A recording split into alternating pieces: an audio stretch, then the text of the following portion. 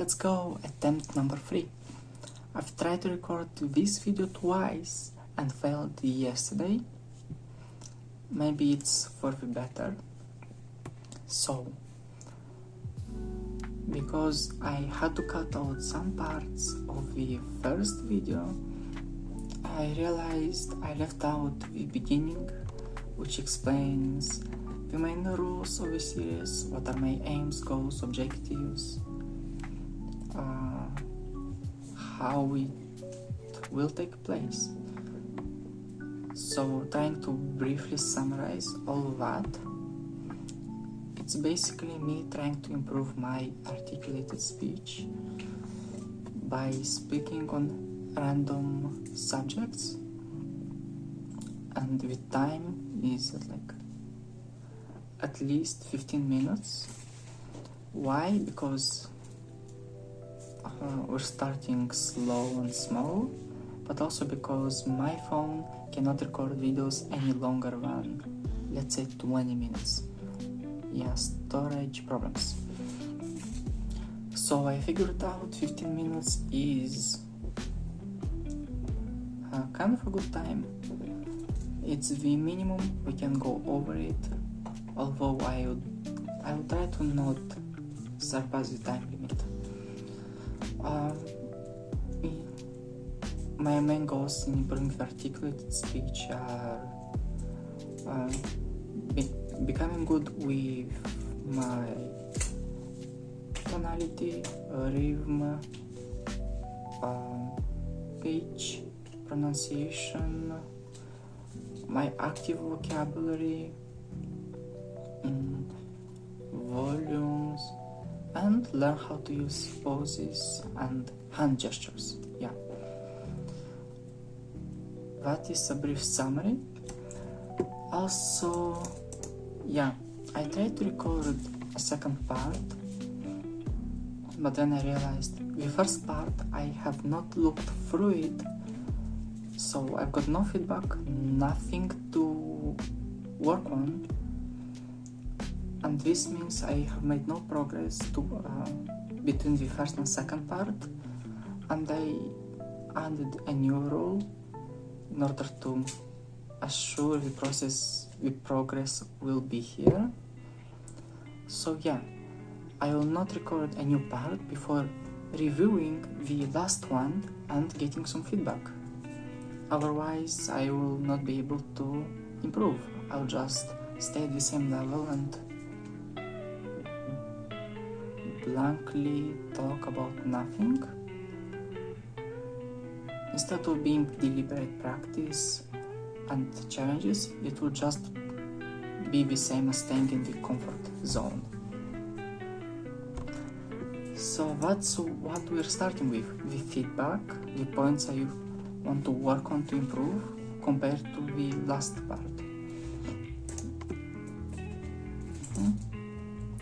And also, one more point, to make it at least more valid or more serious, I will not be cutting out or putting the record on pause during the editing. So it will be one integral video, no doubts that I looked out on other sources and stuff. It will be one video, no cuts, no editing the sequences.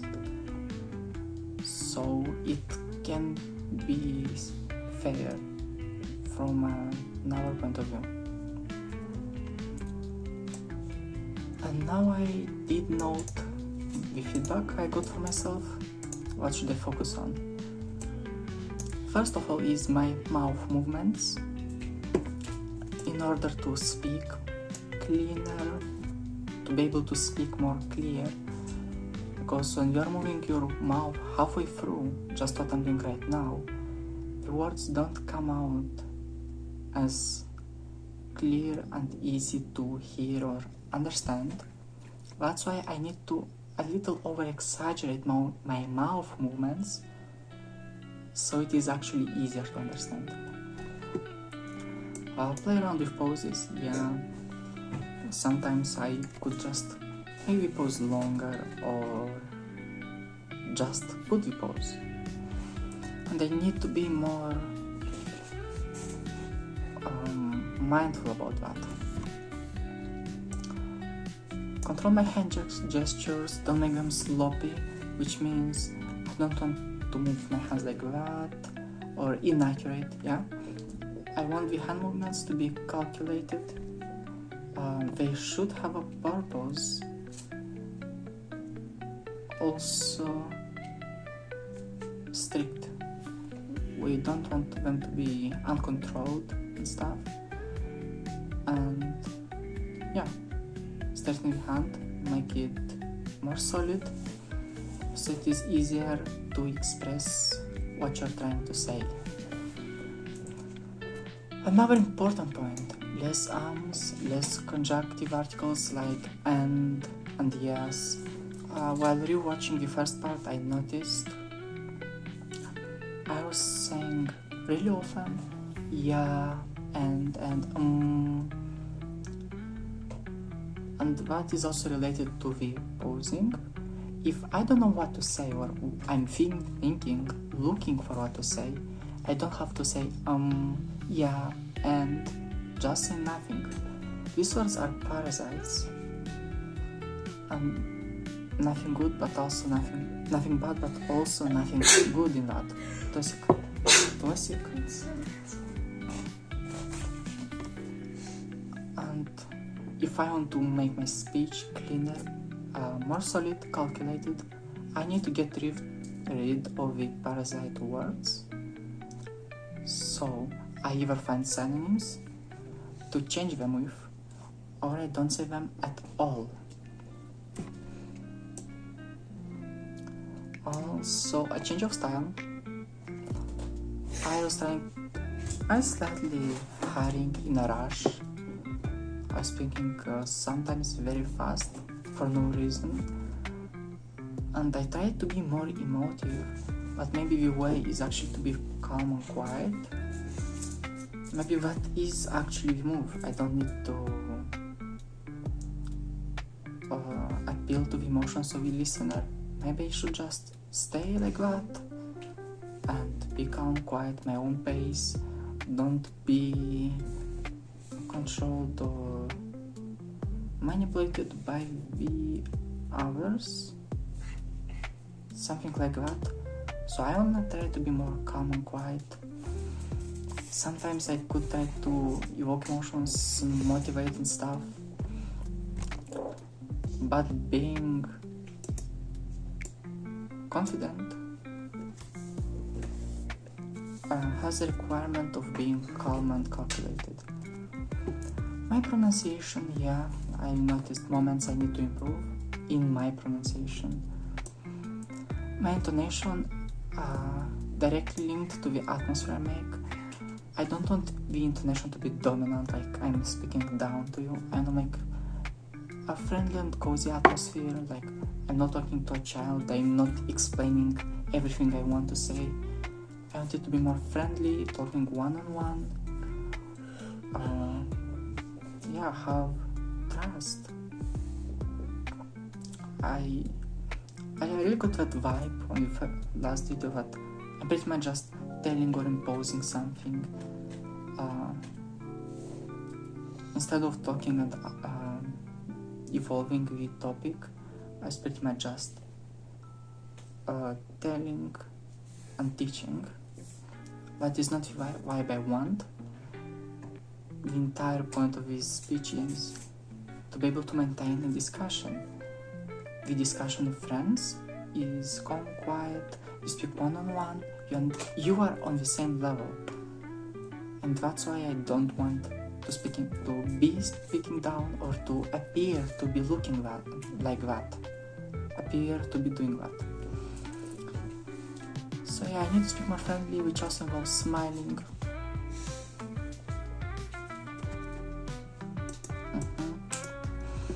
My eye contact. So I've been trying to look either on the phone screen or on the camera, and both of them seem off. Like on the recording, doesn't matter where I'm looking, it feels like I'm not looking straight in the eyes. So For now, it is an open question. I don't know what to do about that. I'll be looking wherever. Sometimes I'll be looking here. Sometimes I will be looking here on my PC. Although there is nothing here, I could be looking outside. Another point is the blank gaze. When I'm talking about something, I'm looking for the words, ideas in my mind. I'm trying to arrange them. I'm so focused on what I am going to say and other stuff that I forget when I'm to look at anything. I just look straight in one point, which is usually not in the eyes of the listener, but somewhere else. And it looks like I literally just ignore the listener. I don't like that. I want, even in such situations where I'm looking very accurately what I'm going to say, I still want to be able to, if not control, at least look in the eyes of my listener.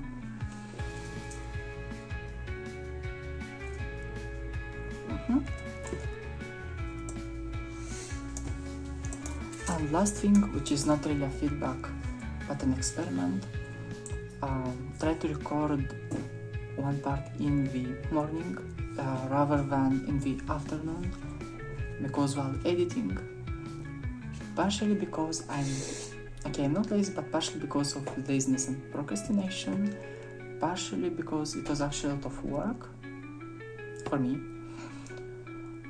I was listening to the same recording in the morning and in the afternoon, and the vibe I was getting, the effect it had on me was different. I literally felt different while listening to that. So I thought, what if instead of recording in the evening, I'll be recording in the morning and see how different is that from the first part. And as you can see, currently it is the morning, 9 a.m. already, but here we go. That's all the feedback. I'll try to be working on my hand gestures, mouth movements, intonation, pronunciation, what else? Yeah, intonation and my active vocabulary. That's what I should improve. And the word of the day is waiter.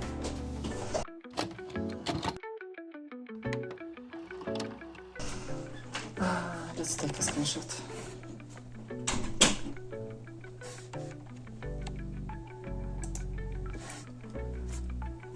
Cool, yeah. The feedback was like 10-13 minutes.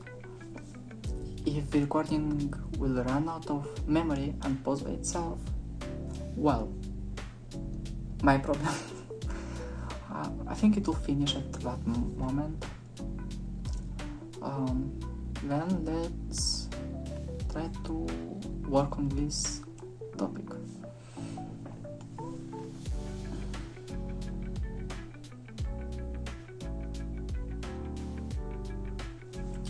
So we have all seen waiters in restaurants. Where else? Hotels maybe, fast food, other places. What can you say about them? The little guys, they're working, sometimes they really don't get the respect they are deserving. I agree on that. Sometimes they are not giving any respect. And that culture is really deeply connected, intertwined with the culture of tipping. If the waiter is very good, he's kind to us, we like him, we tend to tip him. If he's bad or rude maybe, we usually do not want to tip him. But the tipping culture, actually, it is different depending on the country. And in Asia, tipping is kind of different than in Europe. We have China, where the bill includes some part of tipping. which is essential. You cannot avoid it. It is, I think, 10% of the entire sum, and you cannot just not tip and go away. You have to do that.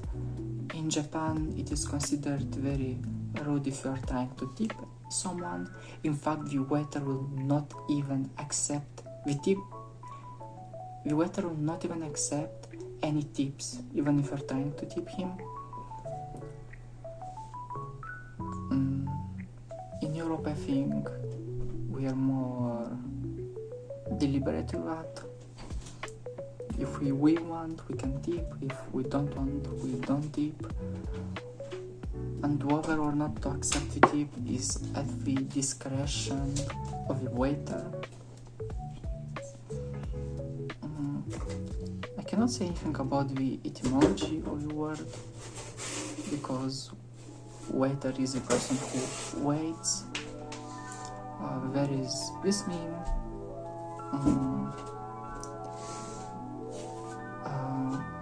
If you have a Samsung store and the waiter there, is he waiting for the universe?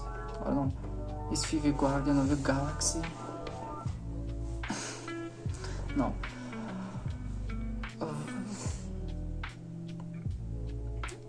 Let's talk about the culture of waiting.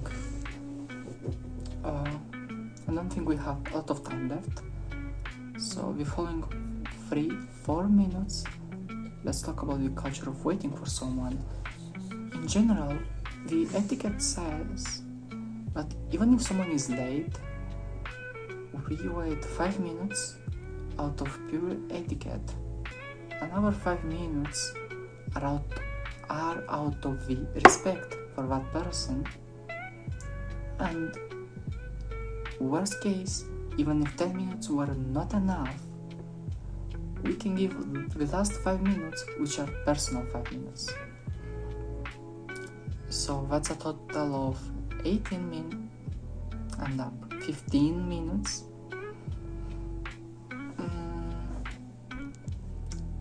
But let's say he's still late. Do you want to wait for him or no?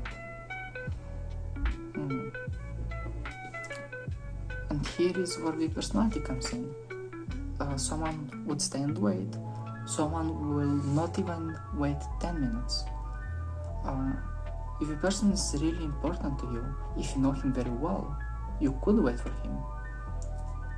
If you don't know him that well, you wouldn't want to wait for him.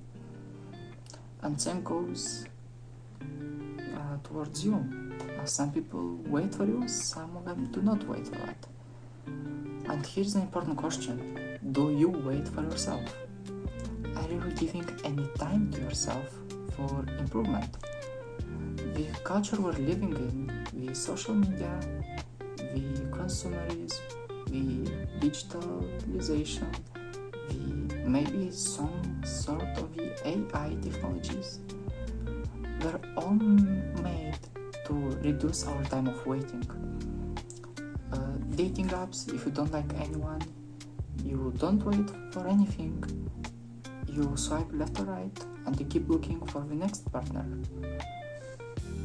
And this culture really promotes us being lazy, not willing to wait for anything.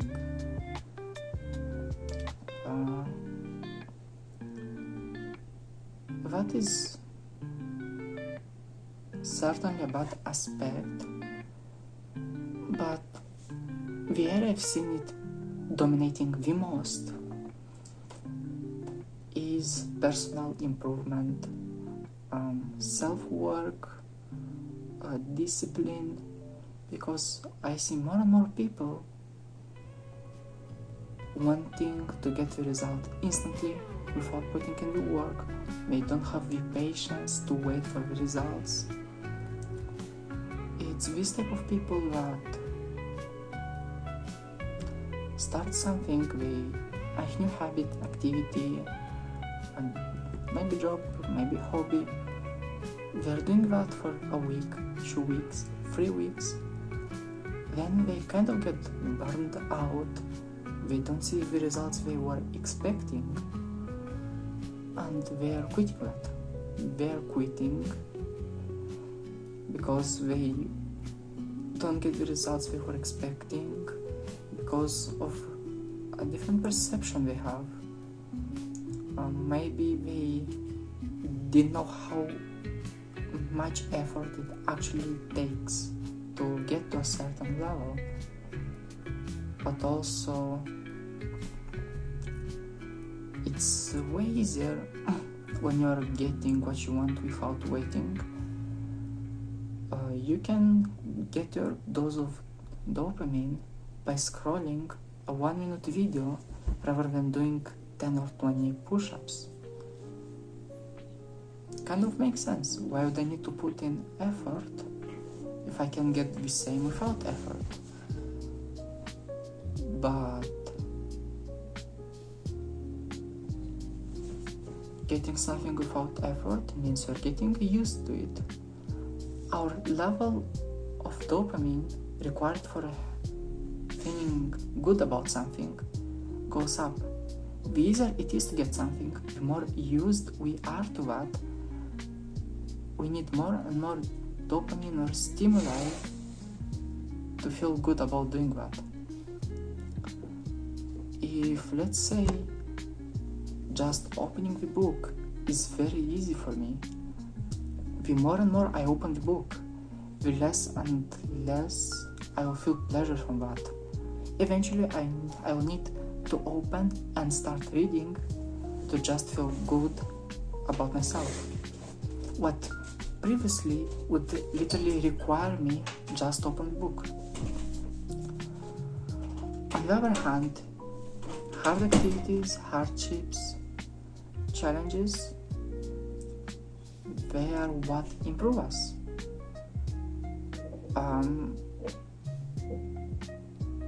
If I were to read every day, to open up the book and read every day for 1 hour, then yes, it's hard, but you can eventually start liking it. On the other hand, okay, no, I've said this phrase too much. Not on the other hand, but a different argument. Yes, it's harder, but because of that, you're not squeezing the dopamine out of you. So, if you take something easy, you don't do anything, you get the dopamine. While if you get something hard, you do the effort and you don't get the dopamine because you have not got the result yet. What does it mean? When you start making something that actually gives you a result, it might take less effort than the same 1 hour of reading, but you will feel way better of doing that, because your bar of dopamine will not be as high, it will be way lower, because you're not exploiting the dopaminergic system as much. And okay, let's say video is coming to an end. Today was very short because of the feedback and introduction. I think this will be a lighter episode. It was more technical. We did not talk about a lot of subjects. I just started getting into that theme of dopamine and waiting and the results, which we could say a lot about.